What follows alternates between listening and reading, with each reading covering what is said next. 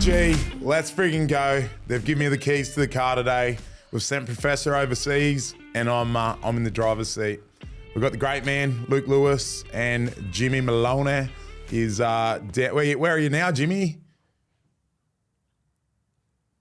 I'm in Boracay, mate, in the Philippines. So last day here, and then the Savo, we get on another flight and just hop over to one of the other islands, Cebu, and do swim with whale sharks and that tomorrow. So that'll be cool. Nice, mate. Nice. That looks awesome. Your trip looks amazing. Well, hey, quickly, a bit of stuff. So socials at Journeymen _footy. I've got to be full on James Rushford today, so I'm going to do what he does. Reminder, like and subscribe and leave a review at the Rugby League Journeyman. Tell everyone how good Jimmy Maloney is, and even Luke Lewis and myself. On today's show, we will be reviewing the grand final. Penrith Panthers, 4 in a row. What a football side. Two Panther greats and me. So, mate, plenty to talk about today. Great. Life and times of Jerry and Jimmy. You got anything, Jimmy? It's back to you today, brah. Anything? I don't know, mate, to be fair. Mate, it's 6:30 in the morning over here, so I've literally rolled out of bed to have a chat with you all. Mate, I can't even tell. What about the eyes on him? And the hair? How puffy. Good sort, though. You are a good sort. You're still a 3 out of 10, mate. And mate, look, Latsy's awesome statsies. I don't even know what to talk about. I can think of something. You'll work it out. After Jimmy gave us a rundown of the grand final, we become some sort of stat. Yep. And then we'll just literally be a lot of grand final review. And mate, Lewy was at the game, so I'm sure he's got plenty to talk about. And then we'll check in with Jimmy, find out what's going on in the Philippines. Mate, I was in Cairns on the weekend, and I know there's a few of you boys listening. A lot of positive feedback from a couple of champions out there. So thanks for supporting the Journeyman podcast, and mate, good times in Cairns on the weekend. What happened? What did you get up to? Mate, I just had good fun, mate. Just got around some stories, mate. Not much to talk about, mate. You saw I shared a video on Instagram there. I was just dancing, having a good time. What happened at the club? Anything special at the club? Mate, I just had a good time, mate. You've been very quiet on WhatsApp, Latsy. I think there's some stories that you can tell. Maybe you go again on the Life of Times of Jimmy and Jerry, because I reckon you can add one. Nah, I don't believe that, mate. We'll see. We'll see how we go as the podcast goes on. But, mate, hey, firstly, I'm going to get to our fantastic podcast sponsor, Budgy Smugglers. I'm wearing a hectic shirt here. Jimmy, tell me you put it on for the podcast over there. Oh, he did. What a man. Look at that. And then Lewy, we couldn't find him a shirt. Good. We couldn't find Lewy a shirt big enough, so he couldn't put one on. I'm still waiting for my first pair of budgies that Toby promised me. Still haven't got them. Mate, and he's sponsored by Budgy. But anyway, mate, hey, we'll get you budgies. We can get you jumper. We've got hats, everything you want at Budgy. And then, hey, even if you want to go on to the Budgy site, put the Journeyman RL in, and I know you got plenty of cash, they will give you 20% off store-wide. Awesome. So, so everyone who listens and watches, go and support Budgies so they can help us be around next year, because this is our last podcast for the year, boys. So we want to keep this relationship going. So go buy shirts, go buy jocks, go buy swimmers, jumpers, everything. Even swimming caps, Jimmy, whatever you want, mate. They got it all. Getting back to summer, so go restock your budgies. Yeah, budgies, and I might buy a singlet, because apparently I got a spray off my sister on the weekend saying how shit my singlets where I was wearing in Cairns. So thanks for that, Kimberly. Mate, all right, let's go. Grand final review, boys. I'll start with Groover. 4 in a row, 14-6. Where do we start? Where do you start? This bloody team, unbelievable. To see what they've done, especially in the salary cap era, 5 grand finals straight, 4 grand final wins. And then you think about all the players that they've lost. And then obviously the young guys have come in, and they haven't played all year really with their strongest side. The weekend was probably their first time they'd sort of played with everyone available. And Scott Sorensen, obviously he didn't play any semi-finals. I thought he was brilliant coming in. Considering he didn't play much football or get much game time under his belt, played almost 80 minutes. But just a class performance by the Panthers. I thought everything they did. They looked a little bit nervous at the start when the Melbourne got off to Harry Grant got that first try. But from there, I didn't feel like they look worried. They sort of seem to have the game in the bag. But tell you what, some amazing performances out there. I thought Isaiah Yeo was outstanding. Obviously, Liam Martin, Nathan Cleary, their forwards done a great job. Moses Leota through the middle was brilliant. They ticked every box. So they knew what to do. Looks super chilled. They look really relaxed all week. So amazing game of footy. Well, you know yourself, if you've been there, well, both of you boys actually, I can't speak to it, but you've been in that position before. And for Penrith, you know, the 4 previous years they've been in that position. They obviously lost the first, won the next 3, and you spoke about, you know, they haven't been consistently awesome all year, but they saved their best for last, and it's nearly muscle memory, right? They go back out there, and for you boys, can you speak to that, where you've played in grand finals before, and obviously everyone's different, but is there the second time around, does it feel easier? I'll tell you, Jimmy will be able to talk about this too, but one thing with Penrith, I keep getting asked all the time, Penrith can't do it again this year. Yeah, mate, just wait till they get semi-finals. You watch them just switch on.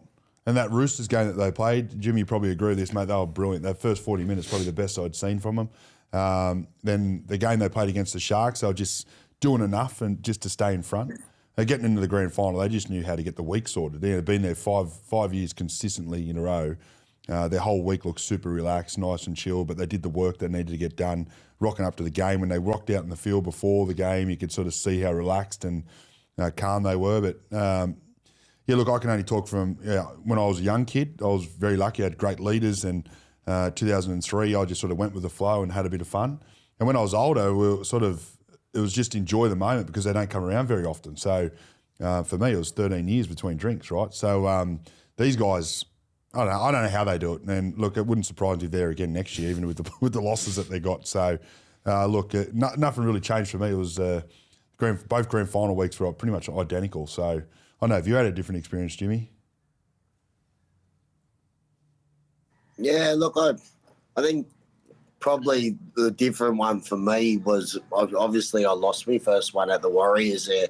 And I reckon I took a lot of lessons out of that going forward into the next couple. I just thought the week wasn't handled as well as it should have been that time. And, it's easy when you're young and stuff to get carried away and get thinking about, what if, or when we win. And as soon as you start thinking like that, I think you lose sight of the 80-minute performance that you need to actually get the job done.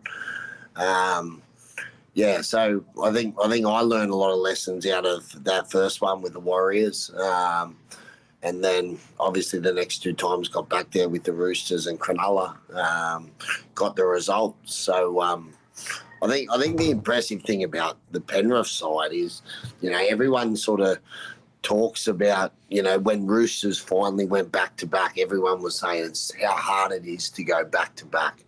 And that's just that, throughout the year when you're last year's premiers, every side, whether they're coming 16th, 13th, 2nd, doesn't matter, will all play their best game of footy against you every week. So you hit every side throughout the week at their best. And I always used to say I think it would be a pretty interesting stat to find out how many sides lose the following week after playing the last year's premiers, So if someone plays Penrith next year, they get up for that Penrith game, and then how many actually lose the following week because they've got up to play the premiers. So, the fact that they've been there now 3-4 years, and at the end of the day, mate, they're just so fit. Yeah. Like that doesn't come by accident. Like the game against Melbourne was a constant battle, end-to-end footy, no stoppages, and they're just fitter than everyone.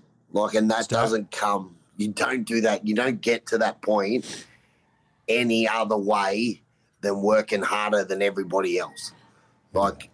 So that's, to still have the drive and the motivation and everything that they do, mate, it's incredible. And I don't think, well, definitely not in our lifetime, I don't think we'll see it done again. It's an incredible achievement. yeah, there's so much hard work that goes into it. You see the final package and all that, because even their skills under fatigue, they don't make errors. They play footy, but they don't make errors when the game's going end to end, and that's an awesome skill, and that's got to be trained. That doesn't just happen on the weekend. So, to see what they've done is absolutely incredible. Obviously, know quite a few of the boys there, so that happy for them. And as Groover just said, they'll lose some more, but they've lost some every sort of year, and everyone sort of says they can't do it again.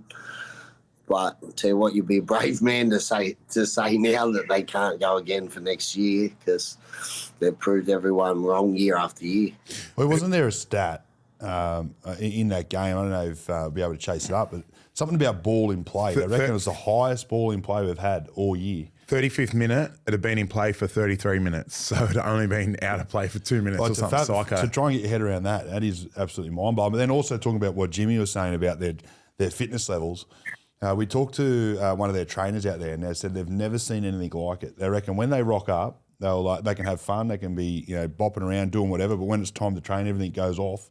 But they reckon they are 100 miles an hour in everything they do, every training session, all year long.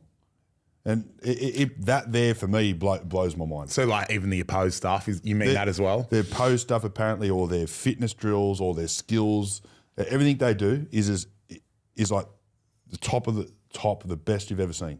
Well, you look at like the middles. You got Fish and Leota. Like imagine they were maniacs. I played in their first season, and they used to go hard back then. Then you throw in Liam Martin. He's as mad as a cut snake. Then Big Yowie at the back. Surely he's got to a point where he's conserving his body. And sorry, last night, Merv Cartwright medal. So you got the player of the year out there. He's just getting better and better with age, that fella. 200 plus metres or something in the middle, 50-something tackles.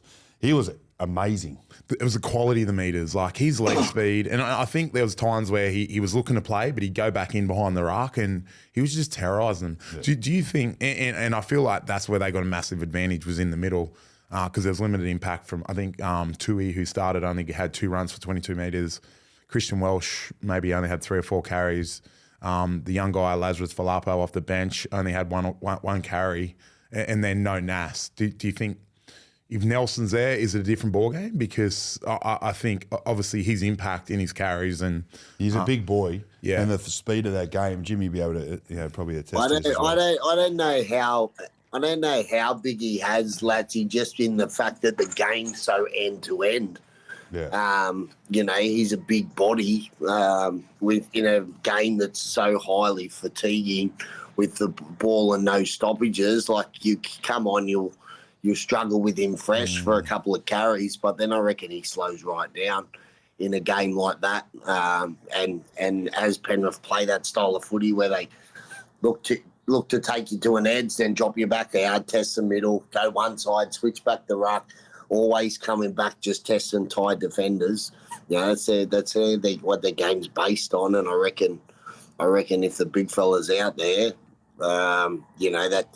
that's putting another liability in a game like that. Just those big boys. It's hard for them to move for that long these days, and especially when the game's so fast. But you think about too how good the outside backs by even the Melbourne Storm, like Coates, his carries at the back. Phenomenal.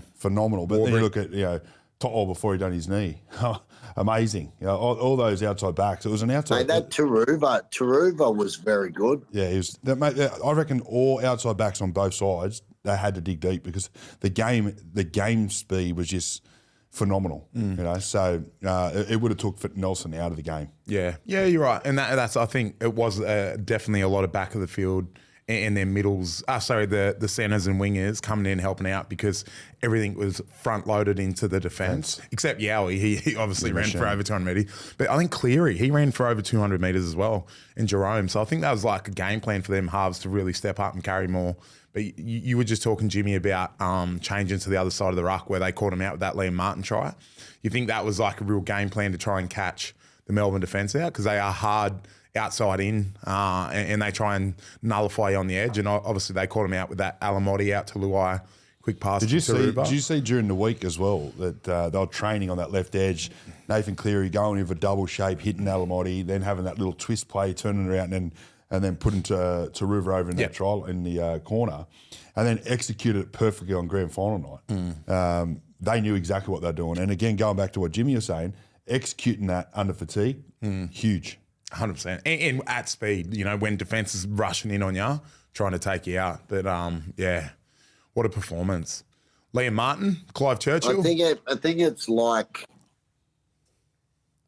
yeah, well, that Liam Martin try on half time was pretty important, you know, in just to sort of go in with a buffer there, you know. As I said, Melbourne got out to the lead early, obviously got on the board early with the Harry Grant try, and then they worked their way back. But that one with Liam Martin, which again was just, where they just constantly test you when the ball's away from you, you know, like when they went Luai and then he switched back to Nath, and then that centre, I think it was Munster, would come up, and then the centre was back. So then he obviously moves late to make up the ground that he hasn't made up, and then, you know, makes a decision to go out the back earlier.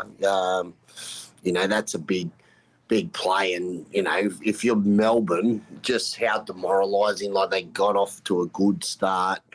You know, they've sort of thrown everything out at them in the first half. And we know when Melbourne historically have been a front-running side, you know, they play their best. You know, I think they talk about the stats on Melbourne when they lead at half-time, how many times they go on to win, because they're a bit the same. They can just go through that process. But to sort of go out in the first half and throw everything at Penrith, and then you come back and you're still 8 points behind or whatever, like that's got to be a mental challenge, you know, when you're sitting in there at half time going, far out, mate, we've just had a massive half of footy, we've thrown everything at them, and now we're here, we're still got to find 8 points. So yeah, that was a pretty big moment in the game, I reckon. And then just with the Panthers, Unsung Heroes, and again, I'm a massive fan of this bloke. I have been for years. Mitch Kenny, defensively, the way he gets off the line and just absolutely folds folks. Yeah, and his service out of dummy half. He knows exactly where to go, when to go there. He's been great, and he is an unsung hero. Not too many people talk about him, but plays amazing football in the middle. It just suits their side, right? So their spine is just beautiful to watch. They're all on the same page. But I love what Mitch Kenny does. He just goes about his business and doesn't care too much about all the accolades. So he had a great game the other night. But Liam Martin, I remember you just brought it up, but we're a little bit delayed here, I think. But he was unbelievable. You know, that try, the setup of the try, the kick chase, the one-on-one tackle, the one-on-one steal, sorry. Yeah. He was everywhere. So what a performance by him. It was brilliant to see him. I thought it was like touch and go. It was either him or Yo to get the Clive Churchill. And, it was great decision. But, geez, if he's not one of the best back rows in the competition, I'll give up. Yeah. Oh, mate, for sure. He's now. It'd be obviously him and Crichton. They're just elite. They are. For the young kids, I don't know if there's any young kids listening, but I saw something the other day. It might have been Jolie Kane shared it about Isaiah Yao. I don't think he made any former rep team till he was like 16 or 17. And obviously... I'm a big believer in all that. Just hard work. Hard work beats talent. Will beat talent every day. If talent doesn't work. If talent works hard, well, you get no chance, right? But a lot of you never really see the talent sort of step up and work that hard as the guys who really want it. But they reckon he's the hardest worker at training. Yeah. And that's why he's such a great leader, right? Because he works so hard. People, look at him and follow him and want to be like him because... he sets the standard. Yeah. And it just goes to show, if you're a young kid out there and you really want to make it, put in the work. Yeah. But everyone, like you watch the, Michael Jordan speak and Kobe Bryant and all these greats who talk about, Tom Brady, they all say the same thing. They were never that talented. They just wanted to outwork everyone. I'm a big believer in that. If you if you're willing to outwork everyone, you'll open so many doors, so many opportunities will come and you can be the greatest. Even Nathan Cleary. Yeah. I just think he outworks everyone. Yep. It's not that he's done all the hard work on the training park and just keeps practicing and working on his game wants to be better. He doesn't want to have any questions when he retires. What if? Yeah. That's what. And the one thing I love what he says all the time. Everyone goes, "What's your favourite ring? What's your favourite grand final?" Goes, "My next one." Yeah. I love the way that he answers that because it just goes to show you how much drive he's got to go to the next level. So I think he's almost etched his name in the the greatest of all time books. He's got to dominate now the representative scene, but he's not that far off. But mate, what he's done on the NRL field, mind blowing. Yeah, and now in the finals, like last year and this year, fully cemented his legacy. Yeah, and then back to Isaiah, Australian captain. I think that's a fantastic appointment. Absolutely. No better bloke to go to. And look, I don't know Isaiah at all. I only really know to say hello to, but what he's done on a footy field for a long period of time and how he's led that club, and every person you talk to, first thing you say about Isaiah, leader. So to lead our country in that green and gold, couldn't go to a better guy. Yeah, no, I agree. And you played a few seasons with Yowie, Jimmy. Personally, what did you used to see at training? A guy like yourself who, was always pushing yourself to get the best out of yourself every single day in the gym, on the field. How did you compare to Yowie? Nah, mate, I think Yowie, even the way he's developed his game and that, is obviously there's plenty of work there because, early on and probably only coming into the last sort of 5 or 6 years, he's turned into that ball playing lock and that. And I think that only really came when Trent Barrett went out there as assistant and sort of put him into that role. And then that's something that he's just really sort of developed him, because originally when we got out there, like, he wasn't a ball playing middle or anything like that. So he's learned that craft of the game and learn it well, his decisions and when to pass, when to run. He's got that all down pat, but he's always been very popular. Like, he's a country kid, just no ego about him. And I think that's a lot of those boys out there. Like, I just heard Lewy talking about, like, Nath. Man, I used to say that years ago when people would ask me about Nath, and he was a young kid coming through, and I said, mate, he understands where he's at. He was a young kid getting all this praise and a lot of hype around him, but he was always very self-aware of where his game was at. He was always, it's the old cliche, but he dead set was the first to train and he was the last to leave. There were days I'll be getting in the car going home and he'd still be out there kicking and doing things like this, and he's been like that his whole career. So it is all about work, and like we said earlier, their fitness levels and that, none of that happens without work, and it's just across the whole side. Mitch Kenny, we were just talking about, mate, how he's developed his game. He came through when we're out there. Mitch just started. He was like on the fringe of like the squad, and he just came in and worked his ass off. And then he's learnt the craft of his dummy half work and stuff like that. He's always, from the time that I had anything to do with him when he first got there, was just absolute work his ass off. But then he's learned his craft, and then he's got that all down pat. So I just think, mate, you never get sick of sort of just admiring what they're doing, because to know what that takes to for them to deliver what we see as the final performance, to know what that takes day in, day out. And everyone, there's 16 other clubs that all go there. They all want to train good every day. They all want to push themselves every day. But it's fucking hard. Like, it's hard, and everyone has days where you just think, fuck, just get me through today. Fucking not today. I'll just get through what I need to do. But, mate, it's incredible. Actually, maybe remember I was talking about a line I saw on the wall at the gym today, and it was, when you feel good, train hard. When you feel like shit, train harder. Maybe that's what the Panthers have on the wall out there. I don't think they got it on the wall. I think it's just blueprinted in their mind, mate. It's ridiculous. Oh, that was my mentality. I think Latsy wrote it on the wall when he was out there, and it's forever stayed there with all his motivational. Fuck, maybe that was. I've had a bit of an influence on me and Jimmy Maloney. What do you reckon? Well, you did train Nath up. That's what you told me. Well, I reckon I probably showed Nath not what not to do. So he's gone on to do things. Nath, don't do this. Don't do this. Go the other way, and you can be awesome. Well, I reckon I was like that with Fish and Leota too off the field. They're like, I don't want to be like this bloke. And now look at him go. So we'll claim that, Jimmy. Let's go. And then, another unsung hero, Paul Alamotti. Bulldogs last year. Genius. Come out there. He was in the team for a large portion of the year, and he was doing a good job.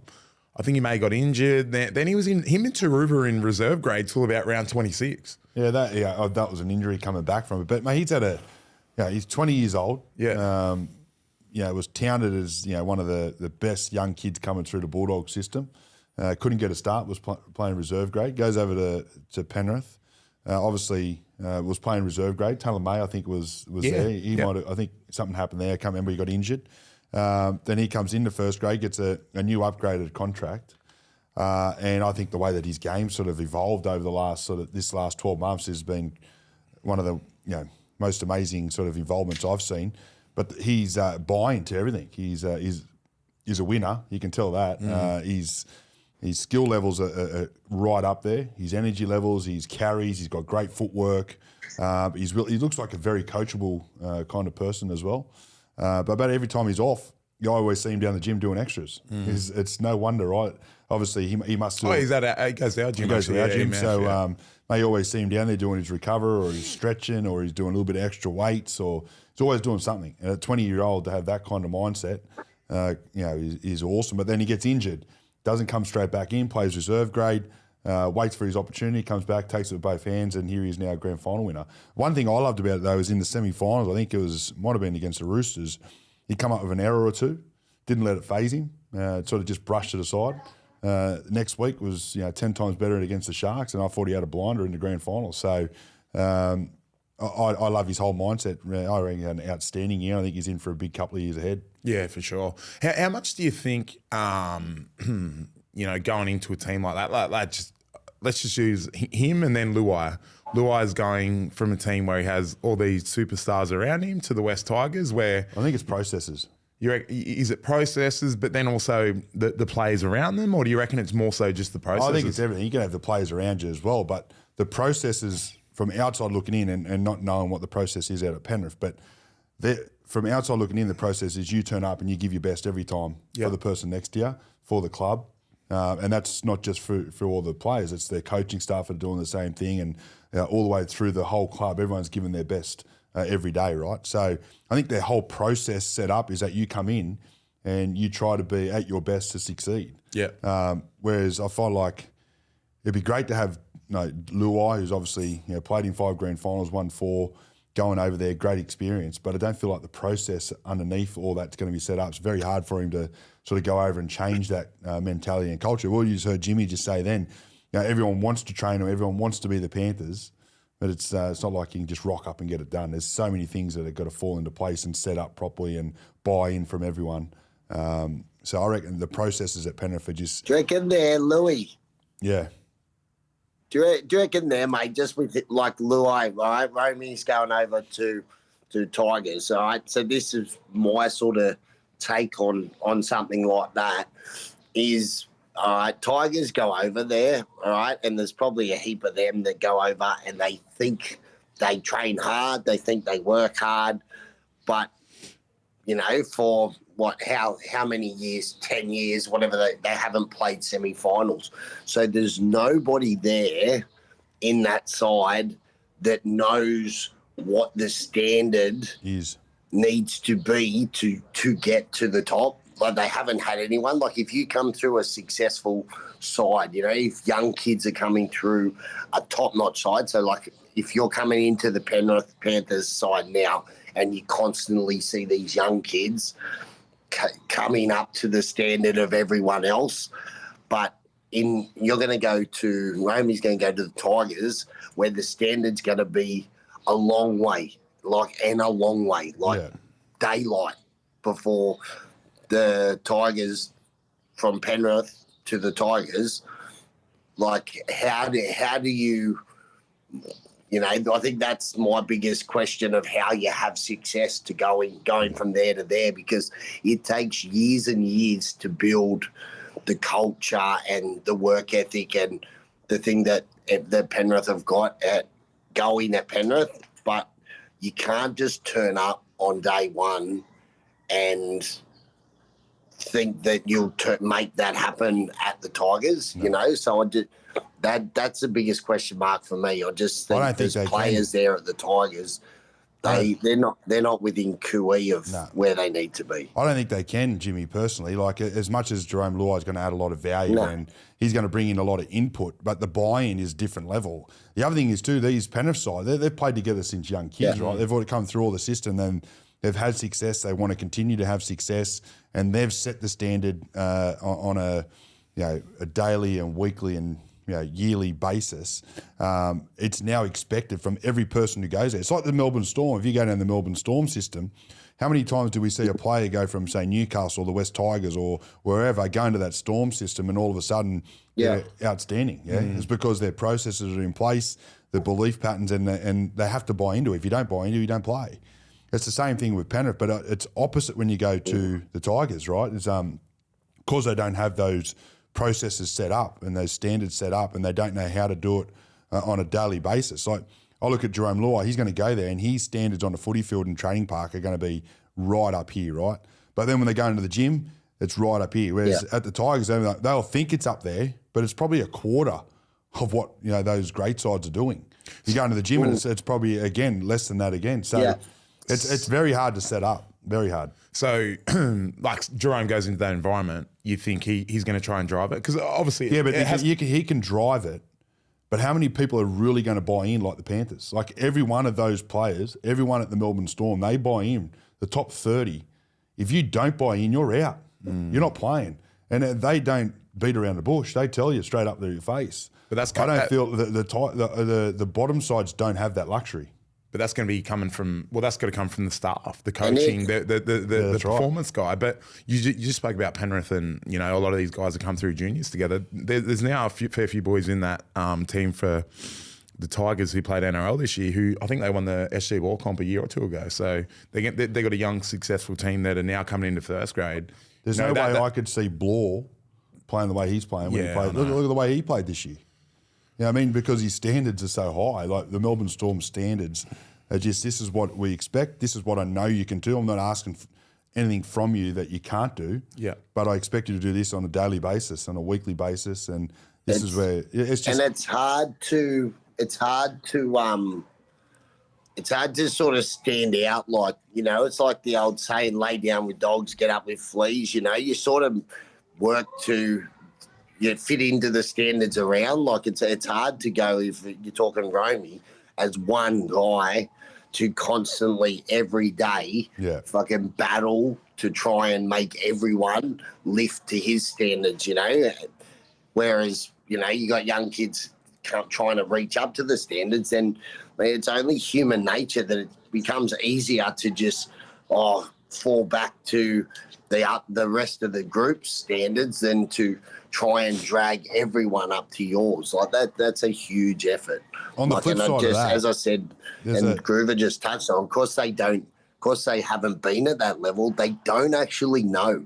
No. So what they think is training hard and what they think is doing and all that is just not within cooee. And I think that's a battle with sides, and probably something that I sort of realised and learned going into coaching and stuff, just with the Cowboys and stuff like that. And the game is changing. Like, the game is so much more professional. Like you said, guys train, work hard every day, and it's not like where we probably did some work some days, and then other days we had those days where we went, not today. We were just screwed. Do you agree with that, Lewy? I don't think Lewy can't afford to do that in today. I don't think Lewy was as much like me. Lewy did, mate. Hey, No, I was lucky, especially the back end, McGee. Mate, I got managed played very well. plenty with Louis, and I had Louis dead set, had the cigarette in the mouth some days, sitting out there. We were pretty lucky, and we had great people around. But let's just touch on this, though, for example. You think about, we're talking about the Panthers and their standards. Yeah. Let's look at what the Bulldogs have done. But look at the people they've got over there. Who's drove the standards, right? You got Cam Serrato, who's gone over, and he knows what it takes to get to the top. So he started to implement people, Gus. And then you got Stephen Crichton come over and, Matty Burton, Villiamy, and slowly start to bring these guys who pick up the standard and drive the standard 10 times better this year. Yeah. And the players there already know now what the standards are. So their preseason this year is going to be another level, right? So they're slowly going to pick up. The good thing about the West Tigers, and instead of, I know we've sort of, give them a little bit at the moment, but they have got Appy Corus out there, Yeah. They've just picked up Jerome Luai. They've got Taruva. They've got 3 guys there who understand the standards now. Jack Bird. Birdie's one in grand final. Who can maybe slowly start to implement it, but I still think they're so far away. But like if you look at the Bulldogs, they're doing the right thing. Every player that if Penrith can't keep them, go and get them because they're the standards that you want at your club. Yeah, no, you're right. Hey, quickly, we haven't really touched on the Storm. Why, like Bellamy after the game said they couldn't play their footy. Do you think that was because of the Panthers' pressure and defence? I think Penrith 55% possession. Melbourne 45. Strangled them to death. Yeah, they didn't let them do anything. They didn't let Jerome Hughes play. They didn't let Munster play. Pappenhausen was looked after. The kick chase was brilliant. They suffocated them through the middle. They literally just to give them a chance. They looked good for the first 15, 20 minutes, but Penrith were just clinical. They were too good, and it comes down to their fitness levels. Like Jimmy was saying before, they just. We actually heard Pappenhausen talk after the game. I think he even admitted that he'd never felt so, what's the word, suffocated. In a game of football before. Yeah, they're too good. Yeah, they are. And then I'll throw me awesome stats in here. Sorry, Jimmy. Sorry, mate. Sorry, quickly. Me awesome stats here.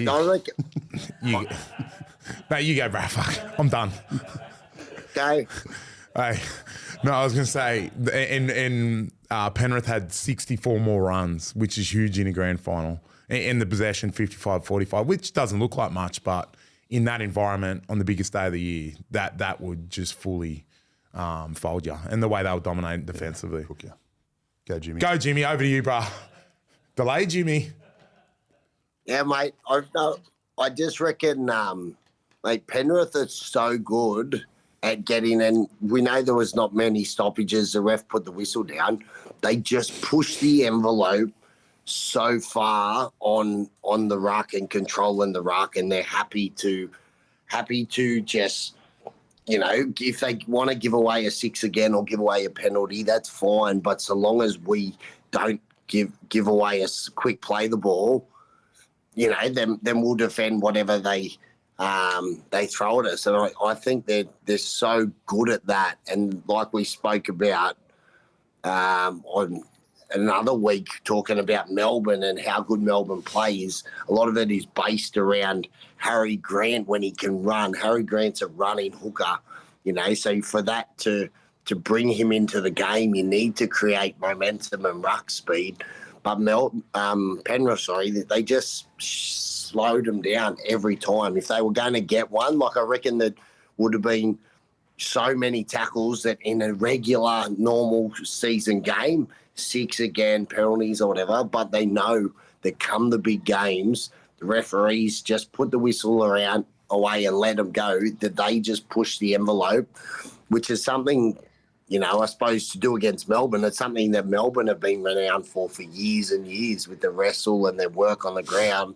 I just think Penrith, every time Melbourne looked like they were going to get something, they just pushed the envelope so much and just held it and just kept halting their momentum. And then I think that sort of added to, like the guys' comments, feeling suffocated and frustrated. I think you could start seeing a few lash outs and in tackles and that, and it just started becoming a bit of frustration. And then I think it was a moment, we were watching it on the phone over here, and there was a push and shove. It was after something, and all the Melbourne boys come in pushing and shoving and blah, blah, blah. And I remember sitting there at the time and thinking they're done now. Like they just got too frustrated, and because Penrith were just too good at just constantly controlling the speed of the game. And that takes, Harry Grant out of the game. It takes Munster and Hughes and all that. If you're not playing with momentum and you're not playing on the front foot, it becomes very hard in the halves. Yeah, I think that when they threw that Howarth over the sideline, just picked him up and took him about 5 metres over the sideline. Like you say, though, they were just defensively, you couldn't crack it. And, yeah, Harry obviously cracked him early with that try, but they did not look like breaking the line after that. No, too good. Well, boys, that was a fantastic grand final review. Sorry. He's back. Sorry, mate. Sorry, the delay stuffing it. Mate, just on, did anyone see, when Melbourne kicked out on the full? Yeah, did anyone else is that when Sorrow's foot? His foot was in the air. Was it Sorensen's foot was down? Sorrow was and then his close. Foot actually come off the ground. I haven't seen a replay of it, but there's been a lot of people talk about that his foot was still in. It was on the floor, then it come off, and it was in the air when he caught the ball. So is it got to be on the ground to be a penalty? Yeah, got to be touching the floor. Yeah, you got to be touching the ground to be out. Yeah, but look, I can't comment on it 'cause I remember haven't when seen they the just replay. showed a replay live, and I thought, far out, that's crazy. But I haven't heard much, and it's probably not changing the game. Like, we're not here saying it's gonna be changing the game, because I think the way that Penrith just went around their stuff, but just an interesting moment in to have something like that in a big game. Was interesting, because that's a big difference between get that wrong and that Melbourne are attacking your line, or get it right and then you're attacking Melbourne's line. Big swing. Actually, on that, while we've jumped in a bit of controversy, Howarth, was that a try or no try? No try. No try? Jimmy, what was the view you were getting over there in the Philippines? Yeah, I said, Kato, my young fella's been looking at all the videos. He reckons it's adamant that was it Howard's own arm was underneath it that stopped it. Yeah. But I haven't seen enough. I haven't seen enough clips of what it was. But I tell you what, I did remember at the time thinking it was a fair effort if they've held him up from where he was. So I think, and then that just probably goes to show to come up with a play like that, you need people in the picture. You need people turning up to be there, because they had no right to sort of stop him from there. I think when he went in, he was lower than him. He hit him basically almost on the line. There's not many people that don't score from there. So, massive effort for was there 2 or 3 Penrith boys that were around there. If it didn't go up, if it didn't go not up, clear on the angles, mate, but I'll support the ref's decision. If it didn't go up, no try, it would have been a try. Yeah, if it went up as a agree. try. But the views that I saw looked like an elbow, or a boot. But I don't see a point of the ball. There's a heap of photos going around saying that the ball's on the floor, but it's definitely not the ball. It's either the elbow of the ball carrier or it's the other boot of the tackler. But I don't see the ball actually touch the ground. So I'm happy to stick with the referee's call there, no try. 100%. Well, either way, whatever it went up, you would have agreed with. And, mate, the papers need to write about something after the grand final, so they've got to create something there. Though, did Gus say that the images were doctored the next day? Because you know how the... mate, these days I don't believe any I see. Yeah. AI and all the other crap that goes with it. I know. It looks like Jimmy's like, eyes are swollen on this, so they're being doctored as well. 6:30 in the morning, mate. We're not all early risers like you, eh? Win the morning, win the day, eh, Latsy? Mate, you know that. Mate, now I'm going to say great grand final review, boys. Couple of grand final winners here. Stepped up to the plate. Outstanding. Jimmy's woke up at 6:30 in the morning. Big Groover left his gym session early after he took me through it today, bro. He made me train with him today, Jimmy. It was so fucked. He's that strong. Oh, thanks, mate. Give me a wrap. Mate, My legs are sore, though. Yeah, I won't be able to walk later.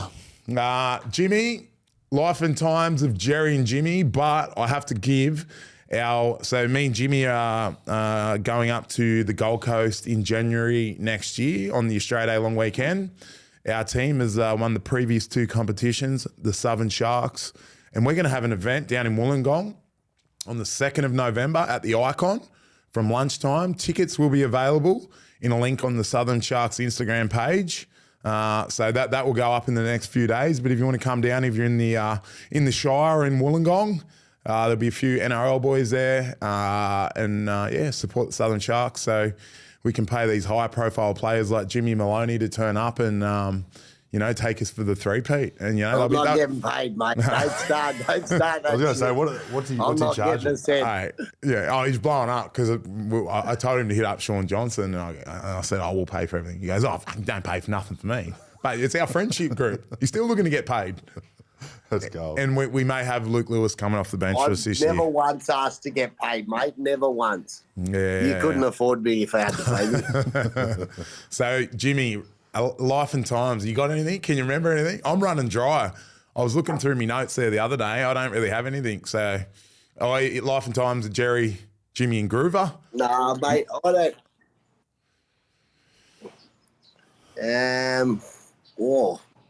Some Groover stories. Don't start with Groover stories. Nah. But, mate, I can give you one for I've still, actually, Jimmy. I tell you what, I've still got, remember we were up the coast one time, Lewy.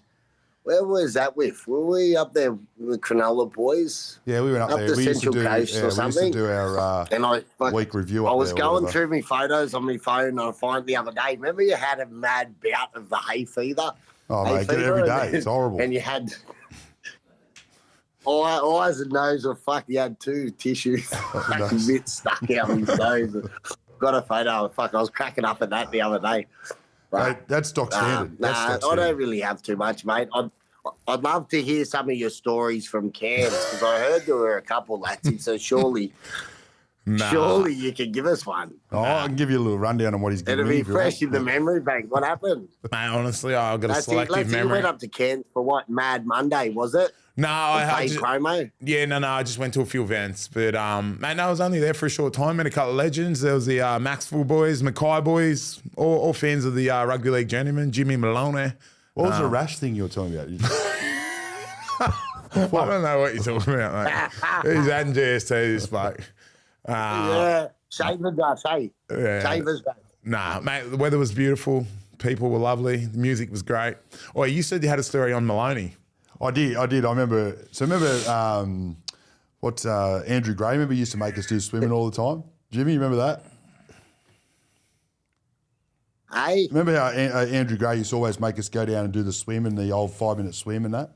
Remember how he used to make us do all that sort of stuff? Yeah. So I remember when Jimmy rocks up, he's just got this new watch.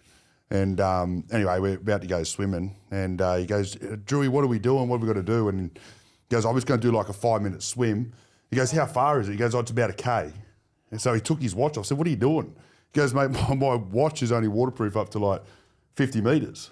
So he actually thought that he couldn't swim with his watch, but because it was swimming more, it was 50 down. That was gold. I'll never forget that. That was awesome. That's the best, mate. I love it. I don't fucking ever wear a watch, but I love the story. That's all. I remember that. Yeah, it was so good. Don't try and throw off, Jimmy. You've just woke up, mate. I remember. Yeah. Hectic. Yeah. Well, that's a good one, Groove. It was a that mad was, G-Shock. Mad G-Shock watch. I thought it was a Rollie. I thought he used to wear Rolexes, doesn't he? It suits him. He did have something. I don't know what it was, but it did look good at the time. It was like a nice white band. Pretty sharp. Love that. Hey, positive place we're going to roll to. Jimmy will jump in here in a minute because he's on the delay. Nah, he's good. He's waiting. Favourite assistant coach that you've had in either NRL, New South Wales, Australia? I'll go Steve Price. I love Price. He was always a good banner. Yeah.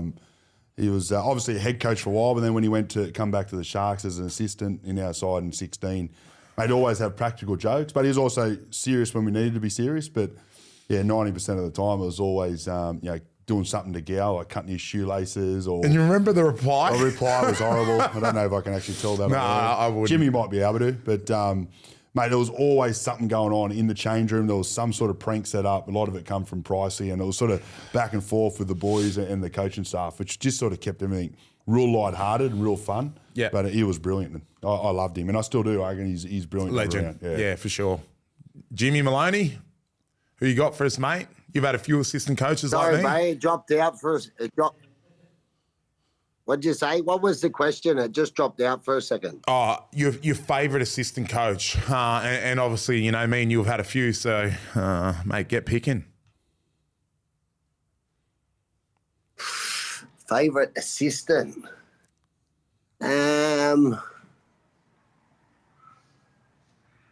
Holy. Mate, I enjoyed at different levels. Mate, I enjoyed working with Baz. I had him as assistant in Origin, so not at NRL level, but Trent Barrett, he was really good for me when I first came into State of Origin to have around. So probably him off the top of my head. There's a heap. I was probably heap of the boys of the Cowboys this year, but yeah, I'm not sure, mate. Oh, mate, that's how I was gonna finish and come in with mate, I actually messaged Scotty Drinkwater this morning to ask him who his favourite assistant coach was, and he said Jimmy Maloney, but he's already beat me to it, mate. You're a play ahead. Yeah, look, I had both of them boys. I had Pricey as a coach and an assistant coach, and he's a way better assistant than a coach. And then Baz, yeah, he's a man. But he's a way better assistant coach than a coach as well. Yeah. Isn't it crazy how that works? Yeah. But, mate, Jimmy, imagine Jimmy Maloney as your coach. Actually, on that, Jimmy, the New South Wales job has come up for grabs. You don't have a job. Mate, what are you doing, you know, from about May to August next year? Do you want to crack at it? I'll pick up the phone and give Trotto a call. Mate. We can get the band back together, get a few old players. Yeah, Groover. Never say never, bro. Been crazier ideas. He's back on the 23rd, mate. He's on holiday, so give him a ring. And we'll get Groover in there because he doesn't drink, so he can be driver, so you don't have to worry about drink driving. Baz, did you? But I only got. Have I told you what happened? Like, because I had to go to court. I got my license suspended for 1 month. Really? So that's it. So you're just going to stay overseas? Yeah, and I think it was, what was the fine?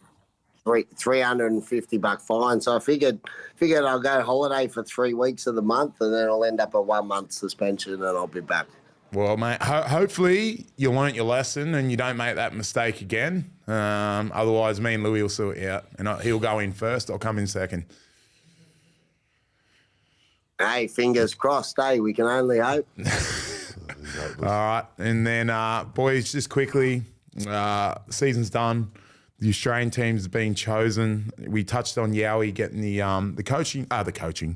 captaining role, but few massive leave-outs.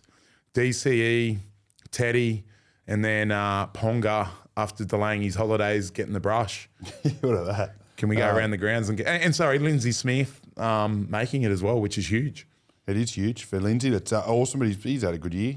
Deserves it. Every player that's there deserves their spot. But obviously Tedesco, I thought, you know, from hearing Mal Meninga speak, I thought Tedesco was going to be the number one and still current captain. Yeah. But obviously left out, which is interesting. But at the end of the day, Dylan Edwards has been amazing, and I expect him to be there anyway. So Isaiah Yeo captaincy, awesome. I don't understand the whole debacle with, you know, Callum Ponga. He wanted to sort of not play this year and just get his body right for Newcastle. So I don't understand why if they never had, you know, thoughts of picking him, why not just let him go and have his holiday? Yeah. I thought that was bizarre. But look, at the end of the day, I'm not too sure all the ins and outs and why it sort of happened that way. But I'm pretty happy with the squad. I thought the squad was very, very strong, and they're going to be hard to beat. And that's the thing, right? Their last game, they lost 30-0 to the Kiwis in that final last year. So you do look at needing making a few changes. And yep. Mitch Moses proved how good he was in Origin this year. He really stepped up and played really well in them 2 games, coming off an injury spell. But I think he'd come off an injury spell into the Origin 2 this year, didn't he? Been out for a long period. So and killed it. Yeah.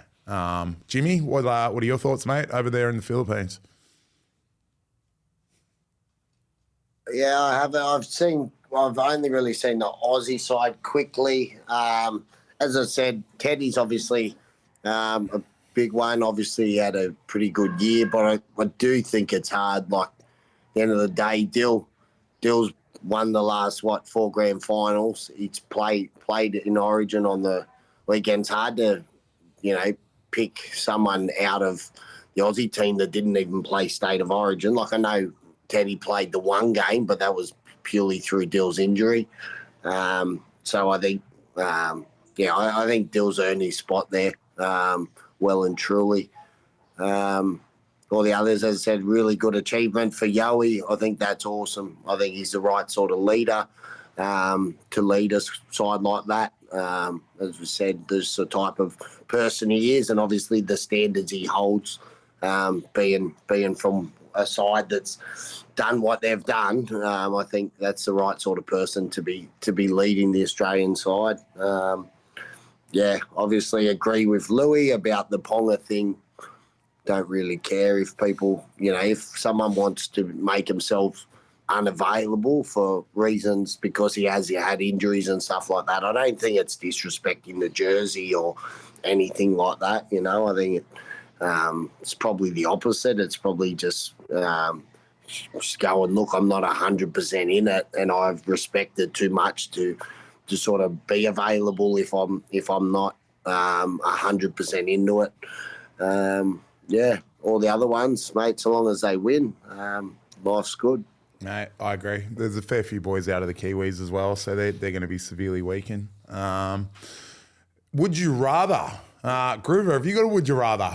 Jimmy, he's been running a bit flat. Have you got a would you rather for us? Not off the top of my head, but we can make something up. Just give me a minute or two. Give me a minute. Yeah. What do you got, Jimmy? Anything? Jimmy? Would you rather swim a K for recovery or break your watch? Break your watch. Well, obviously you were happy to swim the K because you didn't want to wreck your watch, even though you wouldn't have wrecked it if you wore it, you silly bugger. That's gold. Oh, mate. And I love that he denied it because he usually owns that stuff. Good. That was so good. But I remember he was really embarrassed about it when Andrew called him out on it. That was so good. What were you thinking there? Seriously, did you really think that if you swam more than 50 metres, your watch was going to go? Well, I don't even remember. I swear it's fucking bullshit. No, you need to go get some scans done, mate. I love you. Mate, I think that hair, growing it out, maybe it took a few of your brain cells out, and now it's shorter. They'll start to come back. Fingers crossed, mate. Fingers crossed. Anyway, I'm just going to enjoy life in the Philippines here, mate. You just get back to the grind, and I'll, Oh, you're done. You're going. We'll move on. I'll just keep holidaying. Yeah, mate. Hey, you keep doing that. But, mate, I'm doing the rap now, Jimmy. Don't jump in and ruin it. That is a wrap on 2024 for the Journeymen podcast. Thank you all for all your support across the season. It's been a fun first year. 2025 will be coming back bigger and better. Mate, we'll even get Maloney in the studio now because he's moving back to Sydney, spend more time with the boys. Thanks to our partner, the Buy Round, for everything this year. It's been good fun. To the great man, Luke Lewis, for joining. Hey, you come in on the big moments. You come in after State of Origin, Grand Finals, because you've been there and done it. We might have to just make up a podcast after the Australian test. Get you in for that. I'm in. Yeah. Sign me up. Professor, you may as well stay overseas because your job's not safe anymore. I'm going to take it. You're done. And then Jimmy, mate, I really appreciate you getting up before 7 o'clock. That's really honourable, and I do really appreciate it. I wish you wash your face because you were showing the tiredness there early. Mate, any closing notes for all our awesome listeners and viewers from the Philippines? Any recommendations in the Philippines? What do you got for us? Heaps of recommendations in the Philippines. Get over here. If you haven't been here, come and travel it. It's awesome. Thanks to, obviously, our sponsors, Lab Breaks and Budgy Smuggler, for the year. Fingers crossed we're back next year. We're hoping so. But if you've enjoyed it, look, we're happy. I'm glad glad we've provided a bit of entertainment for you. If you haven't, well, then don't watch. And fingers crossed, we'll do it all next year. Yeah, mate. I love the plug into the sponsors, mate. Yous keep us going. So thank you, Ladbrokes and Budgy. Anyone else out there who wants to sponsor us for next year, you know, we've got a bloke here who's unemployed. I'm just a bloke doing my best. So, you know, if you can come and support us, just reach out to us on Instagram or Jimmy Maloney. But he's obviously busy for the next month, jet setting the world. But thank you so much. Latsy, one more thing. Yeah, what do you got? One more thing. We were talking before about, before we got on, remember I was talking about Ned Brockman? Yep. Who's in the middle of doing his world record challenge. Yep. Give a shout out, Ned. Keep going, brother.